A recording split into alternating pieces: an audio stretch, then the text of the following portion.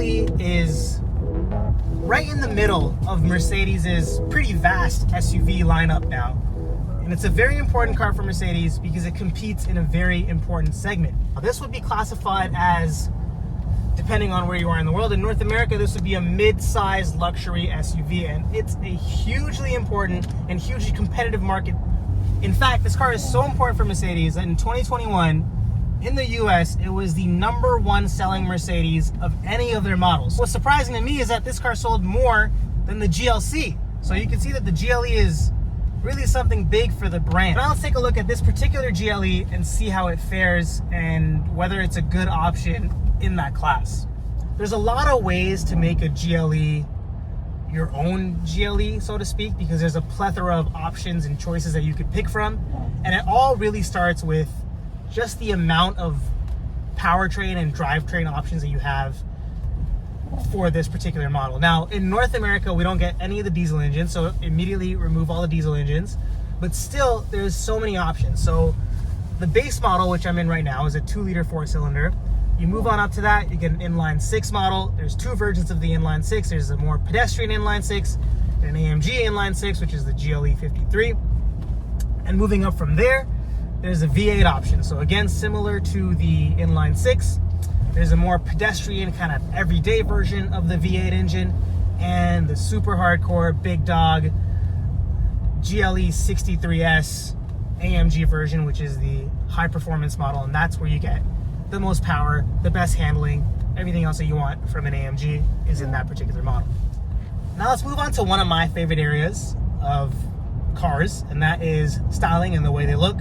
So first, let's start off with the exterior styling of the GLE. It's really not that surprising to anyone who's been familiar with Mercedes-Benz design language for the last decade or so now. It looks very similar to basically every other Mercedes, so you either love it or you hate it. I would say I'm closer to the love it side. I think it's a very well executed design language.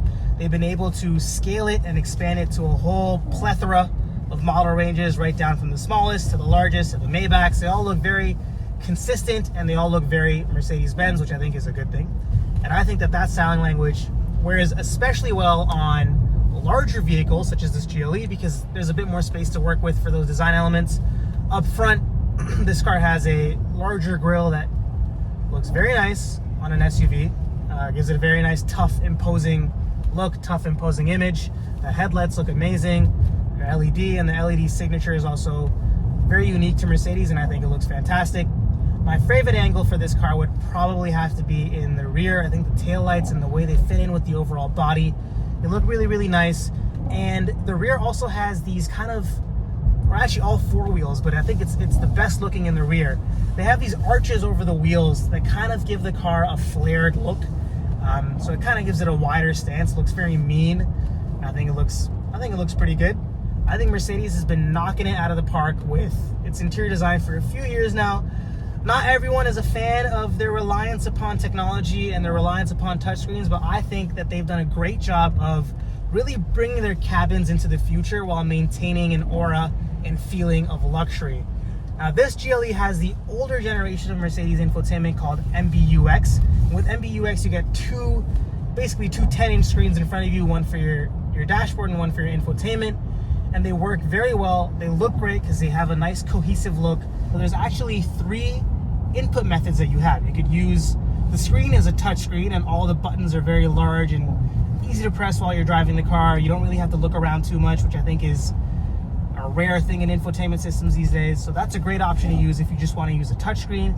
If you don't want to use a touchscreen, they've done a great job of integrating this trackpad in the middle and a very handy trackpad kind of thumb rest or palm rest to be able to use the trackpad. And what I think is great about this is that there's actually very strong haptic feedback that you get from using the trackpad. So you don't have to worry about missing a target or scrolling past something and not being able to click it. So that's a great input method as well. The third method, which is kind of similar to the trackpad method, is using a little thumb pad on the steering wheel. There's an audible click that you hear whenever you're scrolling through the system, so you know that you've gone to a separate section or a separate button, and it makes it a little bit easier to navigate. And Mercedes' vent design and the overall integration of design themes and elements in the interior look very good together. And I accidentally triggered Mercedes. You can't say that word in this car because I'm sorry, but I can't help you with that right now. That's going to happen every time you say the name of the car. It's actually... Now let's talk about practicality and comfort.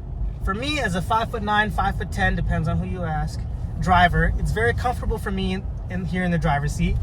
And what's cool about this particular Mercedes, and I think a lot of Mercedes cars have this feature now, is if you go into the settings, there's actually an option for you to enter your height, and it'll automatically adjust your driving position into what's optimal for that height. Now, it's not ideal because everyone's body shape is different, and it's kind of just like a blanket solution, so you still probably would want to customize it, but it's good to see and use as a kind of baseline for what your driving position should be. And it makes it very easy to find a comfortable driving position whilst in the driver's seat here. The rear seat is also very roomy, very comfortable.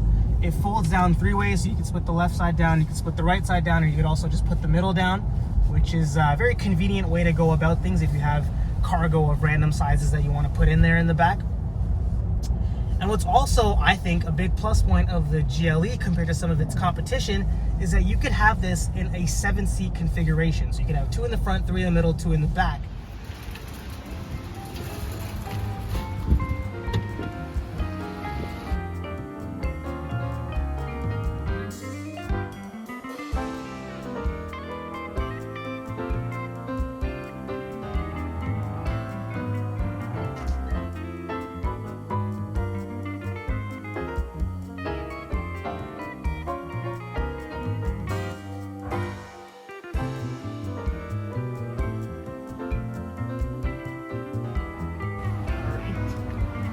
Everything fit.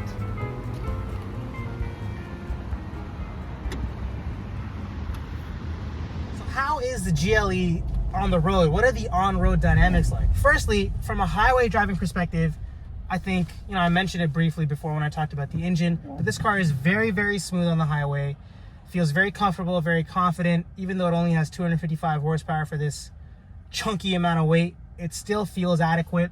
And because it's actually based on a platform shared with the GLS, which is the larger SUV, it feels very secured on the highway, is a good way to put it. So definitely no issues with driving this car on the highway. Feels great.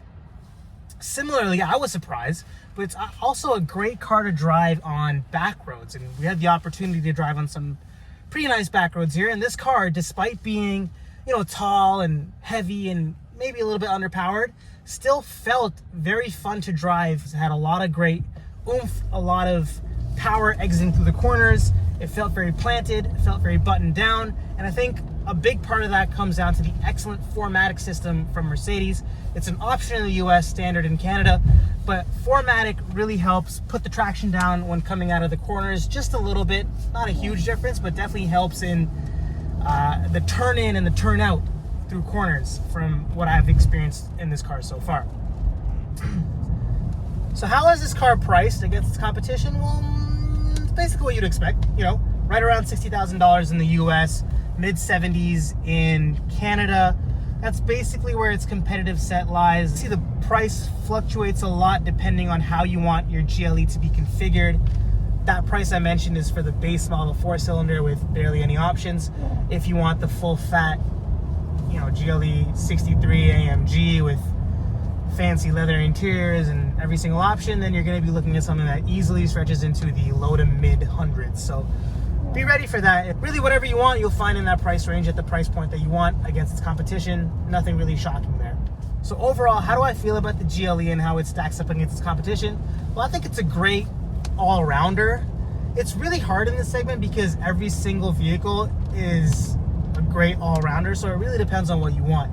And the way that I would pitch or frame this GLE is if you want something that doesn't really push the boundaries but does everything very well, gives you a good dose of luxury, great exterior and interior styling that doesn't really push any boundaries but also looks great while doing it, great technology inside, great technology in terms of its active safety and everything else that you'd expect, and a price point that's roughly average for what's in its competition. If you want a good all-round vehicle in the mid-size luxury SUV space, you can't really go wrong with the GLE.